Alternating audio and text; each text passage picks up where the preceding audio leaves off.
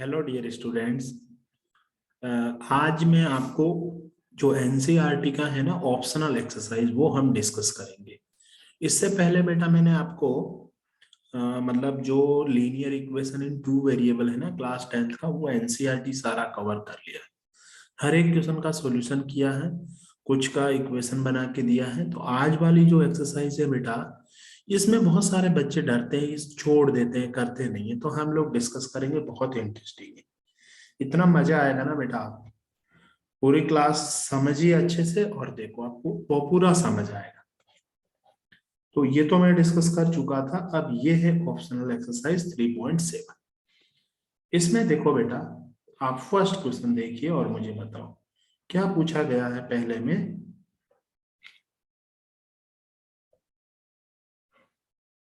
The ages of two friends Annie and Biju differ by 3 years। तो जिनको हमें उनका एज ही निकालना है ना, अनी और बीजू का। तो बेटा इसको सॉल्व करने के लिए हमने अनी का एज को x मान लिया और बीजू के एज को हमने y मान लिया। ये हमने एज्यूम कर लिया। अब इनका डिफरेंस 3 year है, तो हो सकता है बेटा मेरा x माइनस वाई 3 हो या फिर y माइनस एक्स 3 हो। कौन बड़ा कौन छोटा वो हमें पता नहीं है, तो मैंने ये इक्वेशन बना लिया। This is equation number 1, this is equation number 2। फिर उसने बोला Ani's father Dharam is twice as old as Ani. अच्छा, तो इसका मतलब धर्म की एज कितनी होगी बेटा?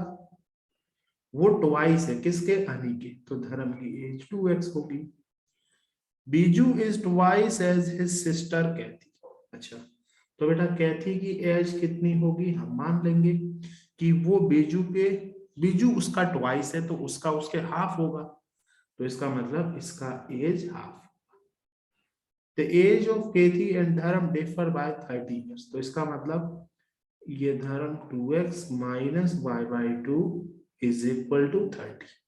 इसको सॉल्व करेंगे तो 4x minus y equal to 60 LCM लेके दिस इज इक्वेशन नंबर 3। अब हमारे पास दो केस बनेंगे। यहाँ पे एक इक्वेशन ये लूंगा, 1 को 3 के साथ सॉल्व करूंगा पहले, है ना। ये केस 1। क्यों ऐसा क्यों बना? क्योंकि उसने ये डायरेक्टली नहीं दिया है कि दोनों में कौन फ्रेंड बड़ा है। ये तो हम पता कर सकते हैं कि ये इसकी सिस्टर है, इससे भी छोटी है। ये धर्म है, वो उसका पापा है, इसका ट्वाइस है। तो ऑब्वियसली बात है वो बड़ा होगा। This difference is 30। पर यहाँ हम दोनों फ्रेंड है तो पता नहीं है 3 साल कौन बड़ा किससे। अच्छा ठीक है, अब मैं सॉल्व कर लेता हूं। x माइनस वाई ले लेता हूं पहला केस में, x minus y equal to 3। And दूसरी इक्वेशन है 4x minus y equal to 60। Elimination से दोनों का साइन चेंज करके सब्ट्रैक्ट कर लेता हूं। तो ये आ गया 3x, y से y कैंसिल, दैट इज 57। तो x आएगा मेरा 57/3, 19 3 जा 57। तो x का वैल्यू 97 है, तो y का वैल्यू कितना होगा बेटा? x प्लस 3 होना चाहिए। तो y हो जाएगा मेरा 19, y का वैल्यू x माइनस 3, तो 19 माइनस 3 दैट इज 60, है ना। एक तो ये। अब हम आते हैं केस 2 में। केस 2 में बेटा क्या करेंगे ना, इसको इक्वेशन को ले लेंगे y माइनस एक्स को। तो y माइनस एक्स तो है मेरा कितना? 3। और 4x माइनस वाई कितना दिया हुआ है? 4x minus Y 60। दोनों को ऐड कर लो तो y से y कैंसिल, और ये हो गया 3x और ये 63। तो x इज 3 2 121। x 21, तो y कितना होगा बेटा? 3 प्लस एक्स, तो 24। तो ये किसकी एज है? ये अनी की एज है। ये किसकी एज है? ये बीजू की एज है। मतलब हमने दो अलग अलग केसेस बनाए और सॉल्व कर दिया। बड़ा सिंपल कॉन्सेप्ट, ठीक है। तो आई होप इसमें किसी बच्चे को कोई प्रॉब्लम नहीं है फर्स्ट वाला। तो ये हमारे दो आंसर आ जाएंगे, ठीक है। इसको आराम से नोट कर लो, देख लो। The age of two friend this है ना। अब नेक्स्ट में आते हैं। सेकेंड में 1 से give me A 100 friend, I shall then become twice as rich as you. The other replies, if you give me 10, I shall be 6 times rich as you. Tell me what is the amount of their capital. अच्छा, उनके पास from first class second, ठीक है। तो मैंने क्या किया बेटा, एक का मतलब कैपिटल है x मान लिया, एक का कैपिटल y। तो हम इसको ऐसे करेंगे, फर्स्ट वाले का उसके पास कैपिटल कितना है, उसके पास कैपिटल मान लो x रुपीज है, और सेकेंड वाला है उसके पास मान लो y रुपीज। तो ये तो हमने उनका रेस्पेक्टिव कैपिटल एज्यूम कर लिया।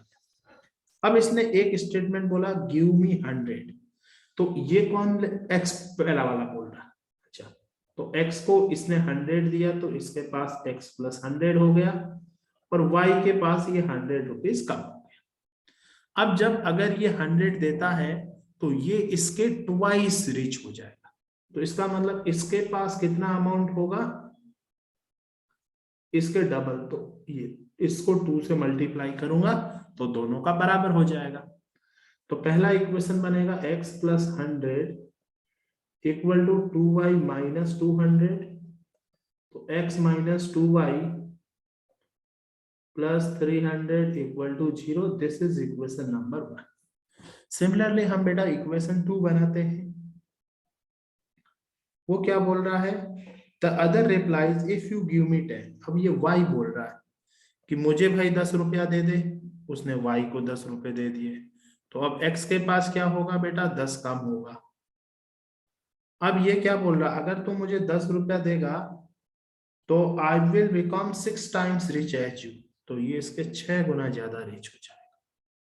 ठीक है, अगर हमने इसको, तो ये पहला इक्वेशन हो गया और ये दूसरा इक्वेशन हो गया। अब इसको सॉल्व करते हैं, तो ये 6x, y उधर गया तो minus y, minus 60 and minus 10 minus 70 equal to 0। This is equation number 2। दोनों को बेटा सॉल्व कर लो, जो मेथड आपको पसंद आए। ये तो था ही, इसको 2 से जरा मल्टीप्लाई कर लो। 6 2 जा 12x माइनस 2y, 7 2 जा 40, सॉरी 140 इक्वल टू 0। ये इसको इधर ले आया, x minus 2y plus 300 equal to 0।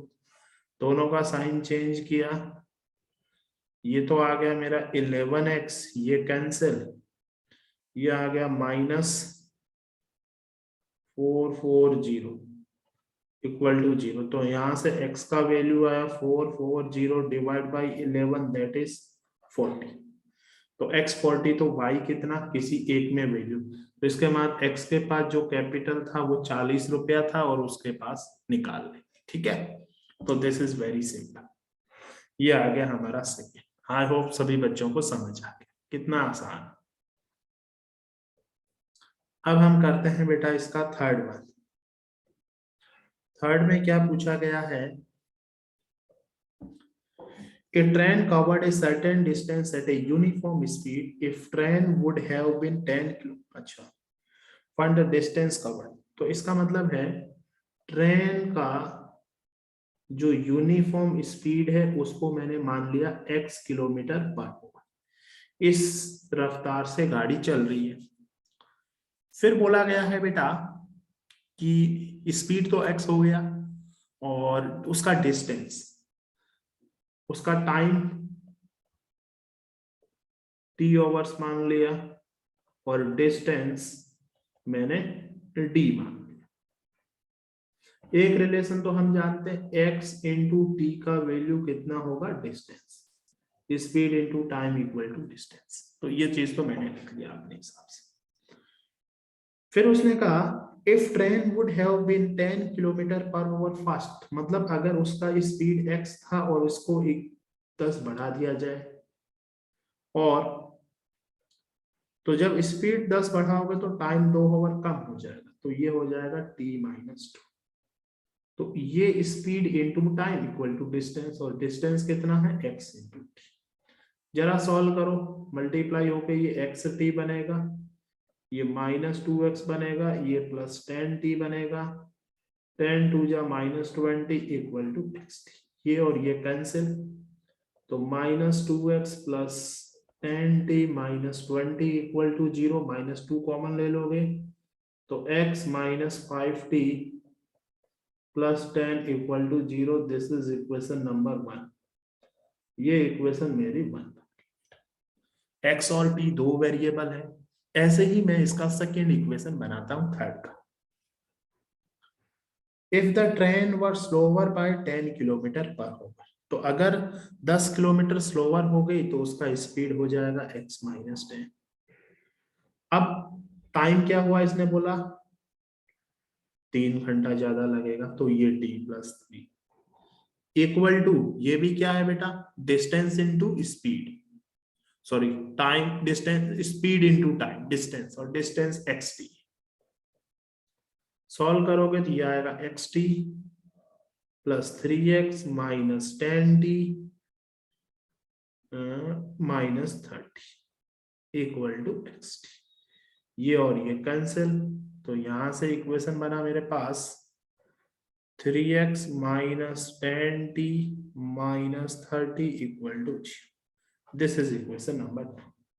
और ये x माइनस 5t था। कोई बात नहीं, इसको डबल करके इसके नीचे लिख लो, -2x plus 10t minus 20 equal to 0। जरा ऐड करो तो बेटा ये कैंसिल, और ये आया x माइनस 50 इक्वल टू 0। तो x इज 50, तो उसका स्पीड क्या है 50 किलोमीटर पर। अब स्पीड पता है तो टाइम निकाल लेंगे, किसी भी एक इक्वेशन में वैल्यू रख लो। तो 50 plus 10 equal to 5t,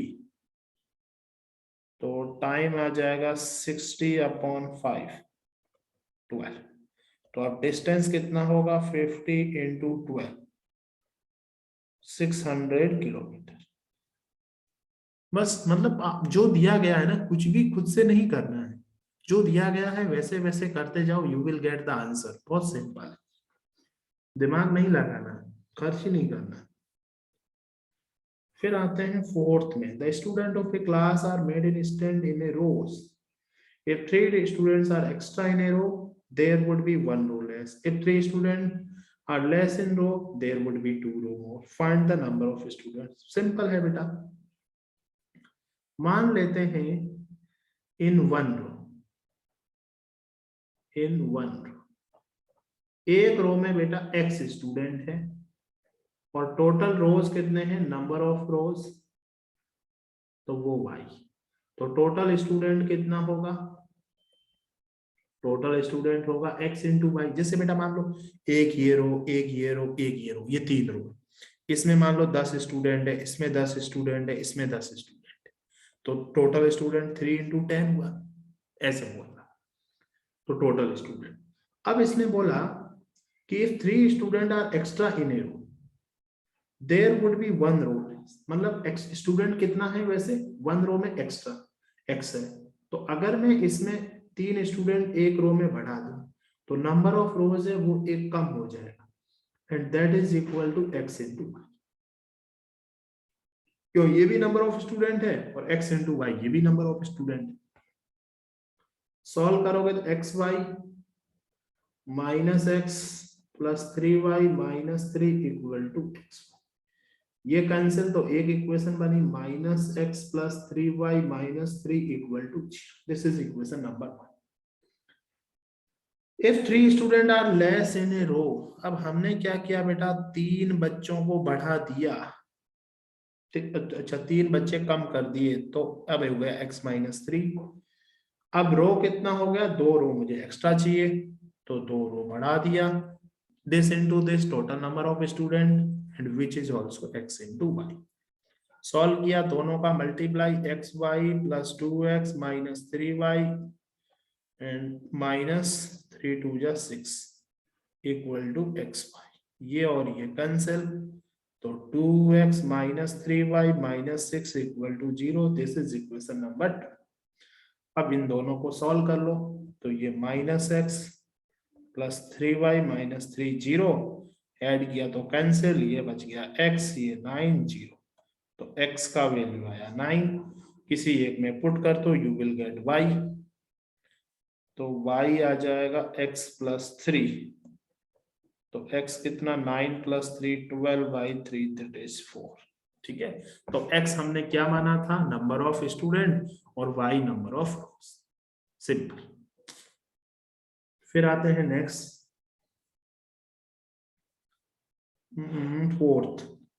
fourth में क्या है, the student of a class are made to, अच्छा फोर्थ तो हो गया। Fifth, in a triangle ABC angle C equal to, अच्छा फिफ्थ में इसमें बेटा आपसे पूछा गया है, एक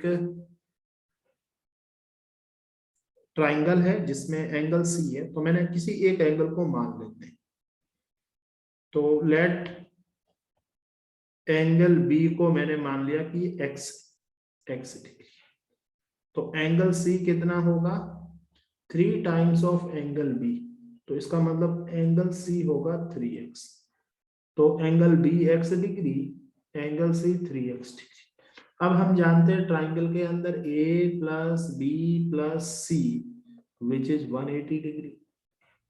तो यहां से a निकाल देता हूं, तो a का वैल्यू आएगा 180, इन दोनों का सम b और c कितना है 4x, तो -4x। अब इसने एक इंफॉर्मेशन और दिया है कि दिस इक्वल टू दिस। तो मैंने एंगल सी इक्वल टू लिखा 2 times of angle A plus angle B, और एंगल सी कितना है 3x। 2 ट्वाइस ऑफ ए कितना है यहाँ पे 180, -4x, इसमें b ऐड करोगे तो ये बनेगा 180 - 3x। 3 2 जा 6, इधर ऐड हो गया तो ये आ गया 9x, और ये आ गया 2 × x से डिवाइड करूंगा 9 से तो ये आ गया 20, तो x आया 40। तो इसका मतलब जो एंगल B है वो तो 40 डिग्री है। तो C कितना होगा 3 टाइम्स, तो 3 × 40 4 12 120 डिग्री। तो अब A कितना बचेगा 40 और 20 160, तो बचा कितना 180 में 20 डिग्री। बहुत सिंपल, कुछ भी नहीं करना। अगला देखो बेटा 6, इसमें क्या पूछा गया है आपसे कि यार इसका ग्राफ बना लो, है ना। Draw the equation of this and determine the coordinate of the vertices of a triangle formed by this line and y axis. इसका मतलब ये है, मैं आपको, आप तो ग्राफ से करना, मैं ऐसे बता देता हूं। ये मान लो मेरे पास बेटा एक्स एक्सिस है, ये वाई एक्सिस है। इसका लाइन कैसे बनेगा, x 0 करूंगा तो y का वैल्यू 5, यहाँ पे y 0 करूंगा तो x का वैल्यू 1, ये लाइन बन गई। यहाँ x 0 करूंगा तो y, अगर x 0 तो -y3, तो y का वैल्यू -3, मान लो यहाँ कहीं है। और y 0 करूंगा तो x 1। तो इसका मतलब ये ट्राइंगल बना y के साथ, और ये दोनों का, तो एक पॉइंट तो यहाँ पे आया। यहाँ पे क्या हुआ बेटा y 0 है, तो नहीं x 0 है ना, y एक्सिस पे x 0 होता, तो x 0 है ऊपर वाली लाइन, तो कुछ गलती कर दिया।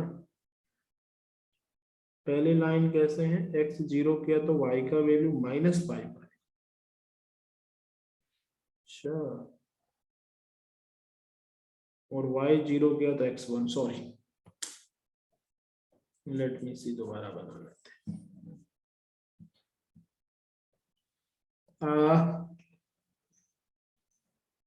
x y, अब एक बात बताओ बेटा, इसमें अगर मैंने x को 0 किया यहाँ पे, तो y का वैल्यू आएगा -5, तो यहाँ कहीं आएगा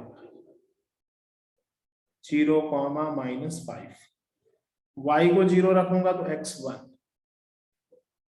एक लाइन तो ये होगी। यहाँ अगर x y 0 तो x1। अब आते हैं दूसरी लाइन पे। अगर x को 0 किया तो y -3, x को 0 किया तो y -3, और y को 0 करोगे तो x1।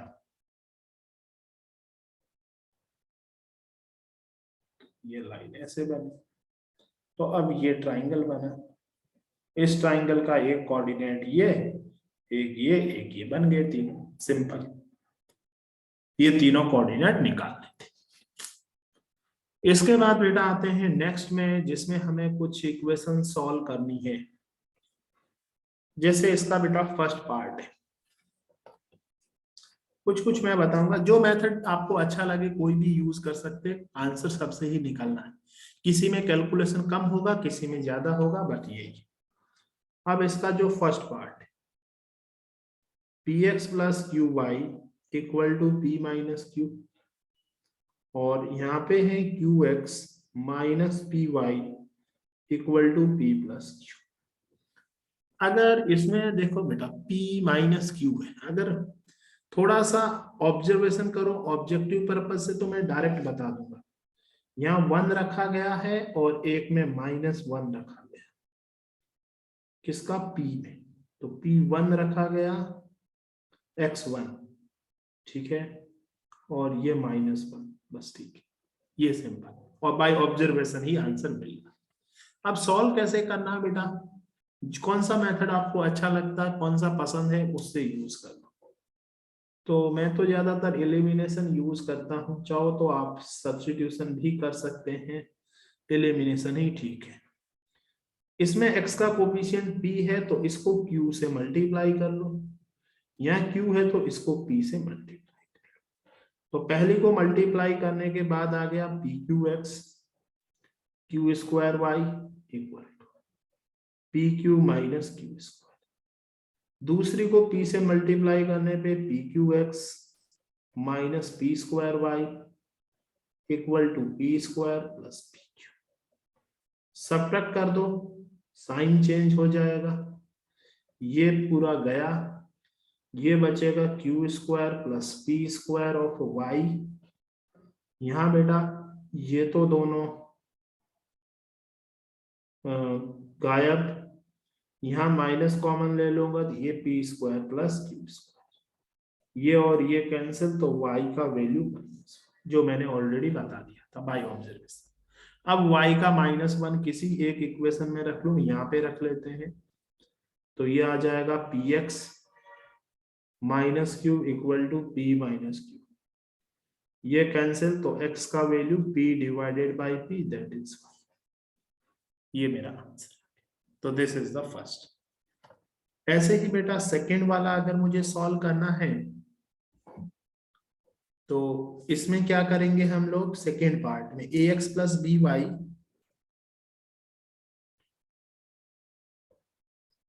इक्वल टू सी है, और bx plus A Y equal to 1 plus C है। तो यहाँ पे भी कोफिशिएंट इस टाइप से है, इसको इक्वेशन नंबर 1 बोला, इसको इक्वेशन नंबर 2 बोलते हैं। बाय ऑब्जर्वेशन इसमें थोड़ा पता लगाना मुश्किल है क्या, चलो सिंप्लीफाई करोगे तो एलिमिनेशन आप चाहो तो लगा सकते हो, इसको b से मल्टीप्लाई कर दो और इसको a से मल्टीप्लाई कर दियो, कोफिशिएंट सेम बन जाएगा। तो ऊपर बन गया a b x plus b square y equal to b c, यहाँ पे बना a b x plus a square y equal to a plus a सी।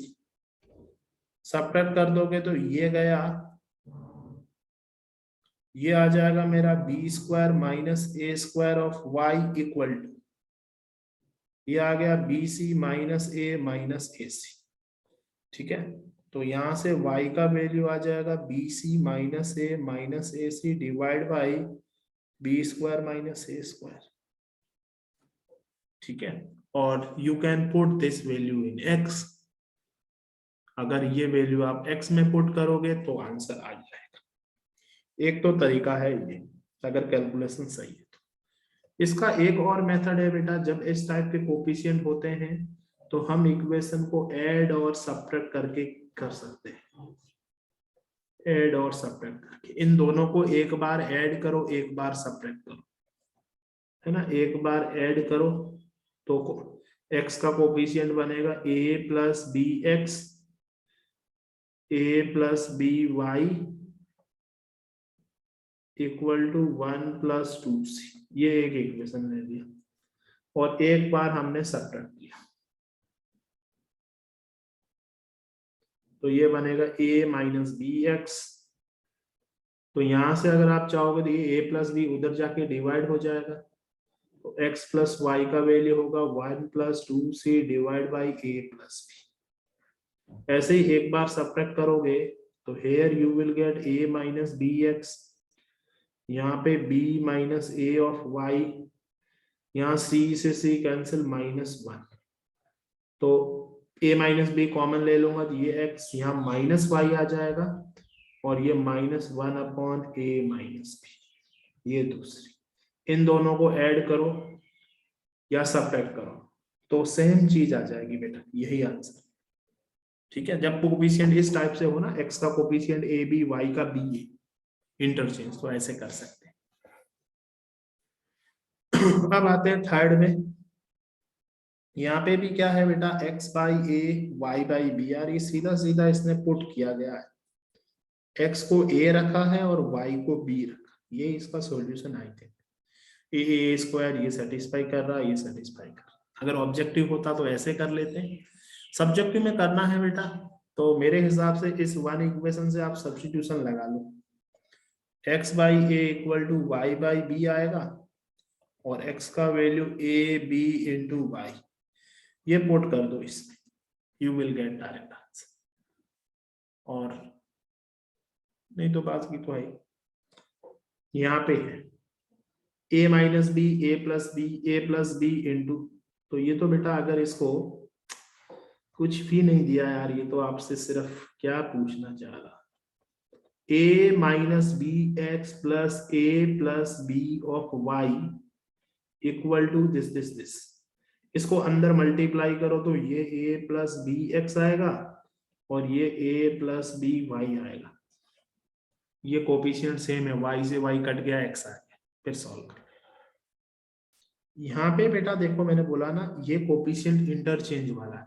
जब ऐसे बड़े बड़े कोफिशिएंट आए और यहाँ, और देखो दोनों में सेम है, ये 152 152 378 378, तो क्या करना, इन दोनों इक्वेशन को एक बार ऐड करना है, एक बार सब्ट्रैक्ट करना है।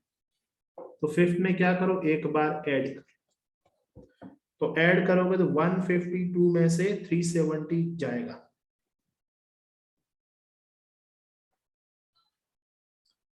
-370 ये आ गया, और -358 प्लस 152, इसको जरा सॉल्व करना, क्या आ जाएगा, सेम सेम आएगा। एक बार डायरेक्ट ही मैं यहाँ सॉल्व करके लिख ही देता हूँ ना। 378 में से 152 जाएगा तो ये बचेगा 6 और यहाँ पे बचेगा 2 और यहाँ बचेगा 2, 2 2 2 6, राइट। तो इन दोनों को ऐड करोगे तो माइनस वाला बड़ा, तो -226 ऑफ x, इसमें भी कौन सा माइनस वाला बड़ा, तो -226 ऑफ y, और इन दोनों को ऐड करोगे तो 4 4 8, ये भी माइनस के साथ आएगा, 4 4 8 और 7 6। अब 226 को यहाँ से x प्लस वाई का वैल्यू आएगा -678 डिवाइड बाई -226, डिवाइड कर दो कितनी बार जाएगा, जो कैंसिल हो रहा है या फ्रैक्शन में, ये एक इक्वेशन है। अब एक बार सब्ट्रैक्ट करो, तो सब्ट्रैक्ट करने पे ये दोनों ऐड होगा, तो इन दोनों का सम होगा 8 2 10 7 5 12 13 3 1 4 1 5 30। तो पहले का होगा इसमें से इसको सब्ट्रैक्ट किया तो ये प्लस के साथ आएगा, क्योंकि माइनस माइनस प्लस। तो 530 ऑफ x, इसमें से ये सब्ट्रैक्ट किया तो ये आएगा माइनस ऑफ 530y, दोनों माइनस, इसमें ये प्लस हो जाएगा। तो 604 में से 74 को माइनस करना, तो दैट इज 0। 60 में से 7 गया तो 53 आना चाहिए ना, तो ये आ जाएगा 530। तो यहां से बेटा x माइनस वाई 530 कॉमन लेके डिवाइड किया तो 1 आ गया। ये इक्वेशन नंबर 2 आ गया। ये भी शायद 3 बार डिवाइड होगा, है ना। तो बस अब दोनों को फिर ऐड करो, तो y से y कैंसिल, 2x का वैल्यू 4 तो x का वैल्यू 2। अब x 2 तो y 1 आ जाएगा। बहुत सिंपल है, कुछ भी नहीं करना था। अब इसके बाद आते हैं बेटा नेक्स्ट वाले प्रॉब्लम में, और ये इसका लास्ट 8th वाला। ABCD एक साइक्लिक क्वाड्रिलेटरल है, find the angle of the cyclic quadrilateral. हम जानते हैं बेटा साइक्लिक क्वाड्रिलेटरल के अपोजिट एंगल का सम 180 होता है। तो B और D का सम, इसका मतलब ये हुआ B कितना है 3y,